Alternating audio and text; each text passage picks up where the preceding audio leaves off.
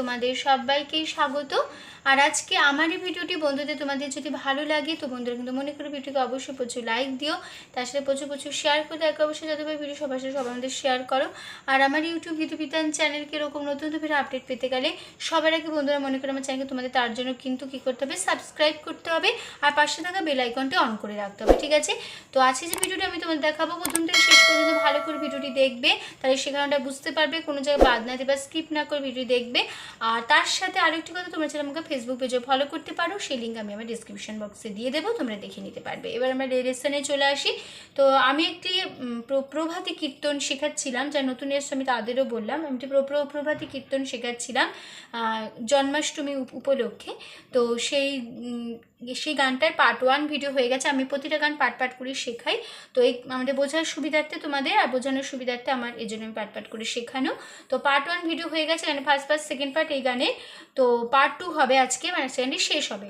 তো অনেকেই তোমরা এই গানটা শুনেছো, খুবই চেনা চেনা গান। তো আশা করছি তোমাদেরও সবার এই গানটা তুলতে খুবই ভালো লাগবে, ঠিক আছে? তো পার্ট 1 ভিডিওটি যারা দেখুন এই গানে ভালো করে দেখে নেবে, প্রথম থেকে শেষ পর্যন্ত কোনো জায়গায় বাদ দেবে না, তাহলে সেখানটা বুঝতে পারবে পার্ট 1-এ, তার সাথে পার্ট 2 ভিডিওটিও বুঝতে পারবে, ঠিক আছে? পার্ট 1 ভিডিওটি ভালো লাগলে অবশ্যই বন্ধুরা মনে করে প্রচুর লাইক দিও, তার সাথে শেয়ার করে দিও, ঠিক আছে?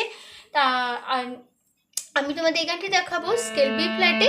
তো আমার স্কেল বি ফ্ল্যাট, তো তোমাদের যার যে স্কেল তোমাদের সুবিধা মতন পছন্দ মতো স্কেল অনুযায়ী গানটি তুলে নিও, কোনো অসুবিধা হবে না। স্বরলিপিটি একই রেখো তাহলেই হবে, ঠিক আছে?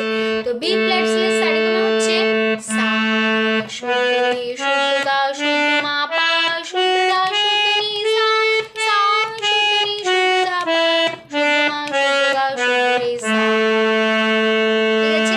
হয়ে গেল আমাদের বি ফ্ল্যাট স্কেলের সারেগামা। এবার আমরা লেসনে চলে আসি। তো গানের শেষ অন্তরায় আছে রাতুল চরণে সোনার নূপুর, তারপরে লাইন রাতুল চরণে, তারপরে লাইন রাতুল চরণে সোনার নূপুর, আবার হবে রাতুল চরণে সোনার নূপুর রুনু ঝুনু বাজে রে। আমি তোমাদের একটু একটু করে গানটাকে তুলিয়ে দিচ্ছি, আমি গানটা বলে দিলাম, একটু একটু করে গানটা তোলাচ্ছি, তারপর তোমাদের আমি দেখে দেবো, ঠিক আছে?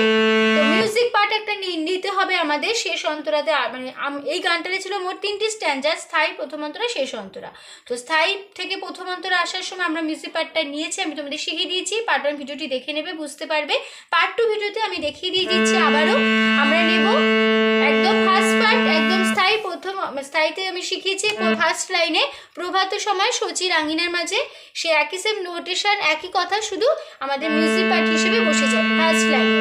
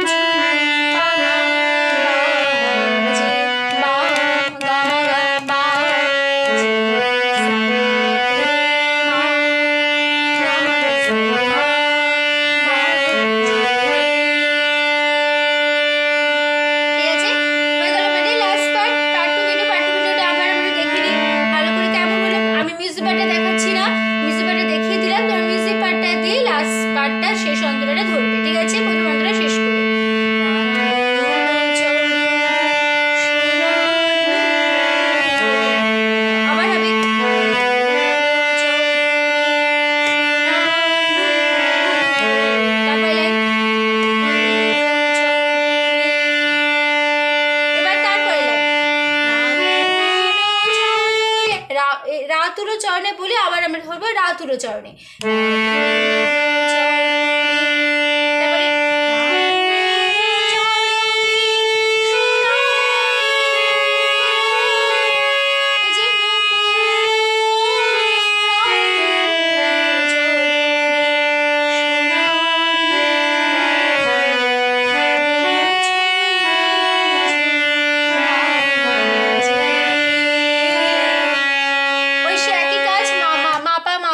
তোমরা দেখে নেবে, পার্ট 1 শিখেছি। এর কাজটা হবে মাটা ধরে রাখবে,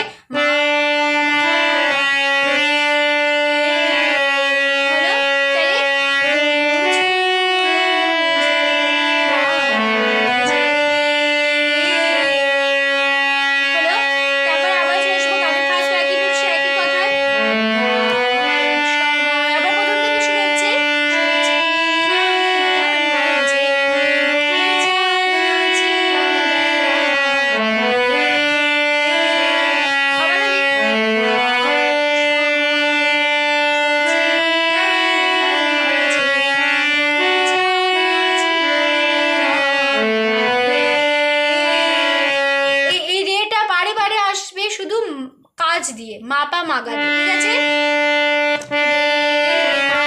আবার হবে